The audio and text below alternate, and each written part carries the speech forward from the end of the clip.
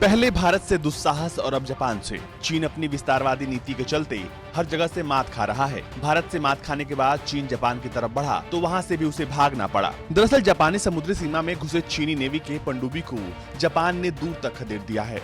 Asia में विस्तारवादी मानसिकता को संजोने वाला चीन अब पूर्वी चीन सागर में जापान के साथ द्वीपों को लेकर उलझा हुआ है।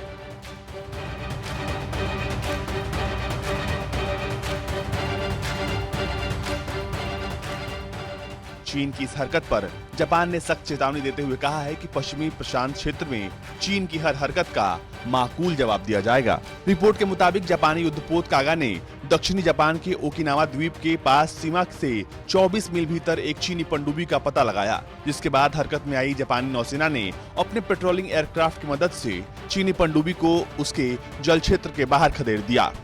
इससे पहले साल 2018 में भी जापान ने अपनी जल सीमा में एक चीनी पनडुब्बी को पकड़ा था।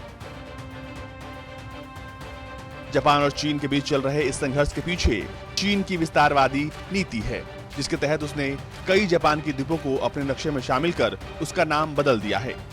जापान का एक द्वीप जिसे वो सेंकाकूस कहता है, वहीं दूसरी ओर चीन इस पर दावा करता है और इसे दियाओयुस कहता है। इस पर साल 1972 से जापान का कब्जा है। दोनों देशों के रिश्ते में 2012 से उस समय तल्खी आ गई थी, जब जापान ने कुछ द्वीपों का राष्ट्रीयकरण कर दिया था।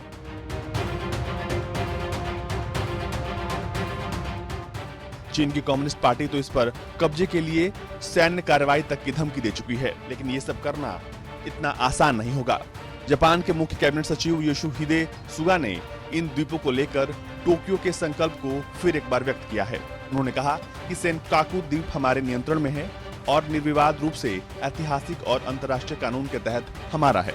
अगर चीन कोई हरकत करता है तो हम उसका जवाब देंगे। वहीं जापान से लड़ाई मोल लेना चीन को अमेरिका को युद्ध के लिए न्योता देना होगा, क्योंकि द्वितीय विश्व युद्ध के बाद जापान और अमेरिका के बीच समझौता हुआ था कि जापान अपनी खुद की सेना नहीं बनाएगी। वहीं जापान पर किसी देश का हमला अमेरिका के मित्र देश पर हमला माना जाएगा और अमेरिका को जापान के जवाब में उस देश पर हमला करना होगा।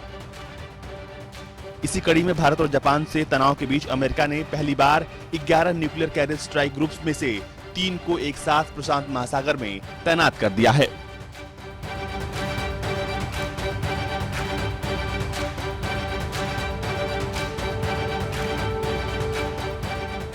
ब्यूरो रिपोर्ट, भारत तक।